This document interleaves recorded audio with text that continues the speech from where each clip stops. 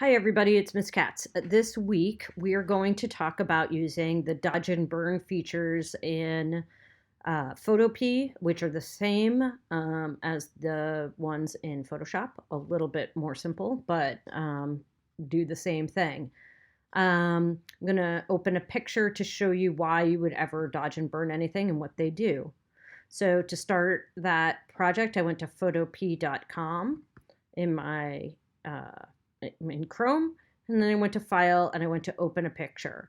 So for this assignment, you can either take a new picture or go back into Canvas and download a picture that you want to make adjustments to that you've hinted at in a previous assignment. I am going to open this picture that I took of my neighbor's dog. And what you'll notice in the picture is that the dog is dark and the background is bright. And if you remember when we talked about the elements and principles of art, people will always look at the brightest part of the image first, and that's what creates emphasis. And then, so we've got a little bit of a situation here because the background is bright, the dog is in a shadow, and he kind of blends into the branches and trees around him because he's brown and there's brown and reds behind him. So what I want to emphasize is the dog, not the background, which means I want to adjust the values of the light in my picture. When we adjust levels as an adjustment layer, which we've done many, many times, what that is doing, the way that we've been doing it, is it's adjusting your overall picture. But what if I just want to brighten the dog's face and I just want to darken the background? Well, that is what dodge and burn tools are for. So if I'm over here on a toolbar, they are right above the T, and you will see dodge and burn and something else called sponge. Dodge and burn date back to the darkroom. So it is, those are terms that have been around for a long time. Dodging will make parts of my image brighter, and burning will make parts of my image darker. So I'm going to go up to dodge first, and I'm going to show you how these tools work. So I went down to the toolbar, it clicked out, I chose dodge.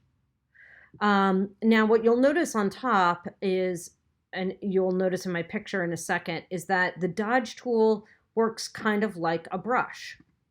Here's the brush size and hardness. Over here you'll see the range. So just like in levels where we either are dealing with the darkest part of the image, the brightest parts, or something in between, when we start to dodge, we can either specifically target the shadows, which are the darkest parts of what I'm clicking on, the midtones, which is somewhere in between, or the highlights, which is targeting the brightest parts of the image. And then you will see another setting, which is called exposure. That has to do with how big of a change does it make when I click.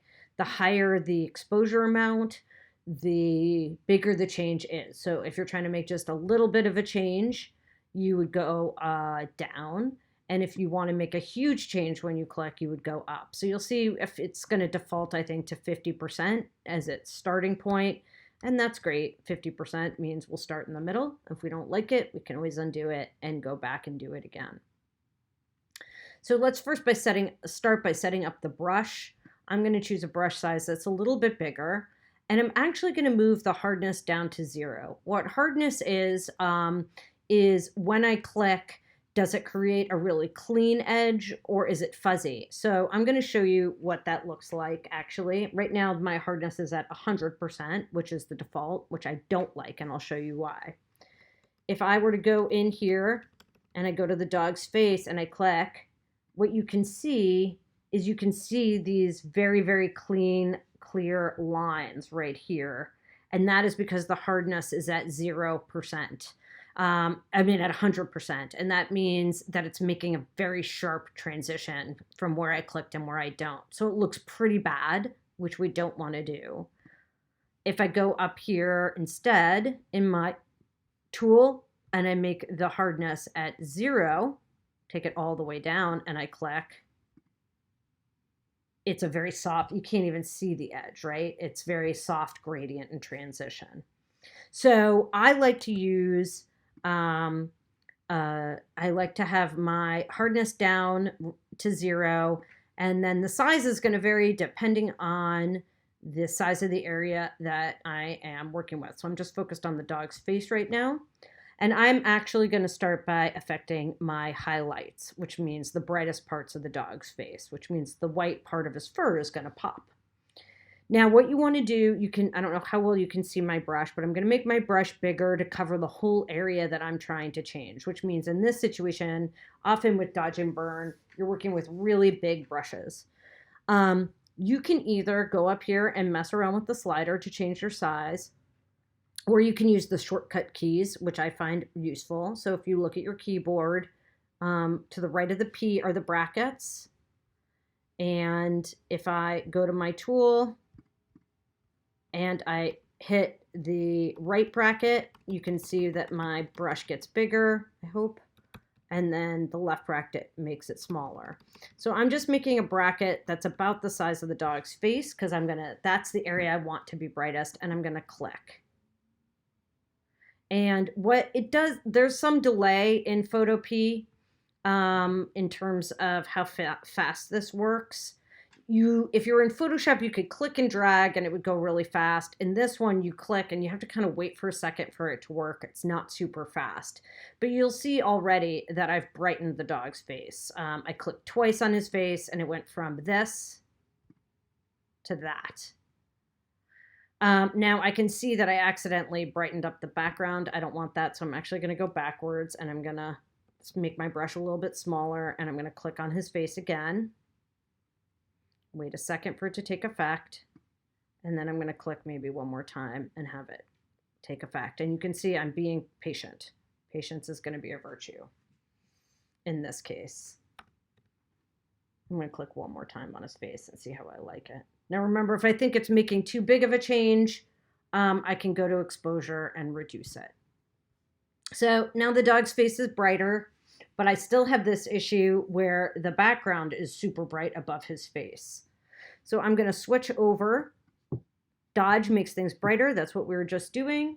And this time I'm just going to go to burn so I can darken the parts of the image that I want. So I'm going to hit burn. And I'm going to do those same adjustments. I'm going to make the brush bigger to start. And I'm going to make the hardness go down to 0 so I don't see a hard edge.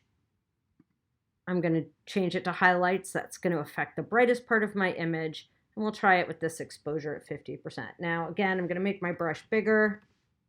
So I'm hitting the shortcut. Oop, I accidentally hit the wrong thing. Making my brush a little bit bigger. And I'm going to click and see what happens here. And you can see it starts to darken it up.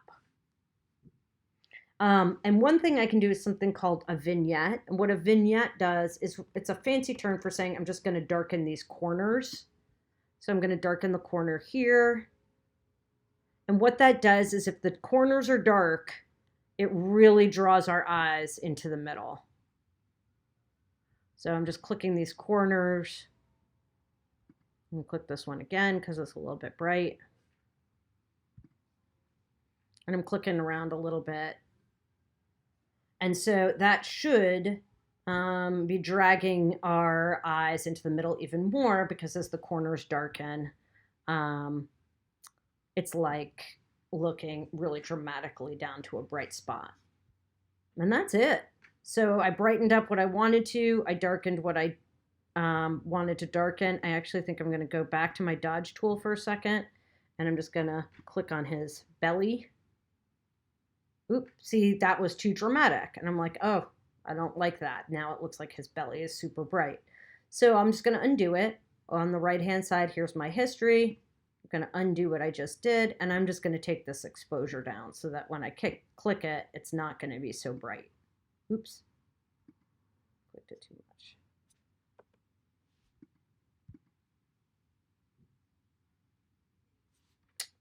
I'm going to undo that. I didn't like that. I can hit Control Z or I can go to undo. And I think I'm going to try just the midtones and see if that helps.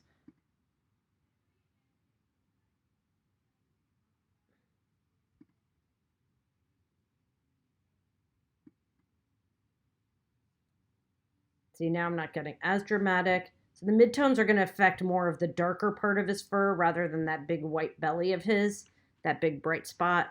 And I'm going to sort of brighten up his midtones. There we go.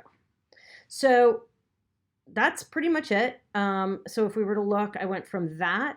Here's what it looks like when I opened it. So again, my eyes are drawn here, and this is what it looked like when I was done. Give it a second to that. So it's a much more dramatic, pulling my emphasis where I want it to.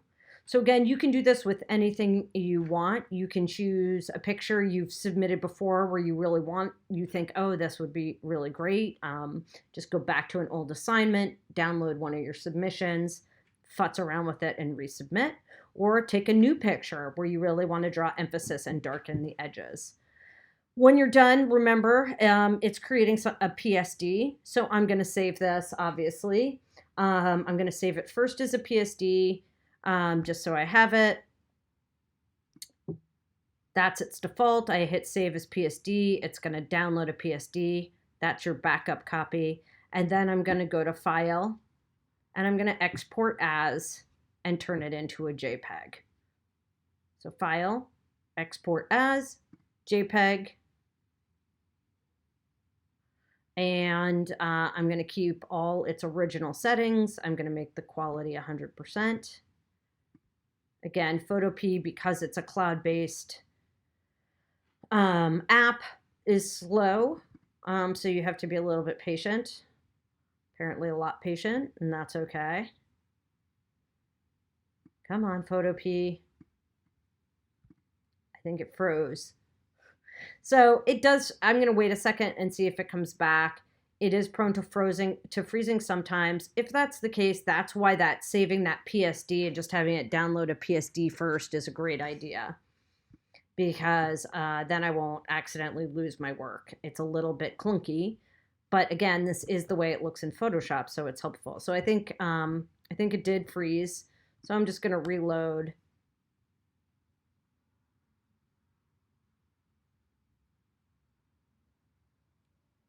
And then I will open up that download again and have it save for me, I hope. Unless it's not going to work, which would be unfortunate. Maybe that's why it froze.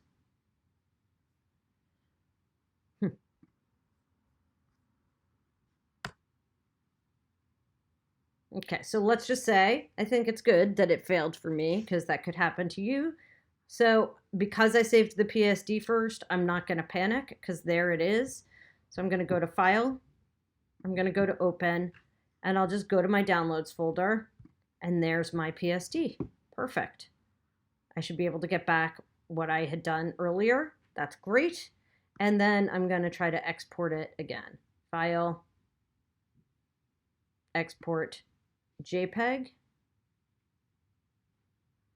I'm going to try again to type in. I'll type in 100% instead of using the slider. And then I can hit save. And now that JPEG is down there, and that's the one I'll hand in. I should have renamed it so it had a name that I could find.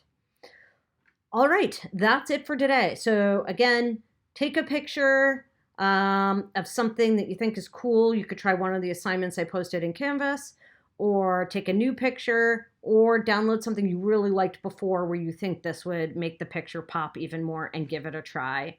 And then I can answer your questions and go over it more in Zoom later this week. All right, you guys, stay healthy. See you soon.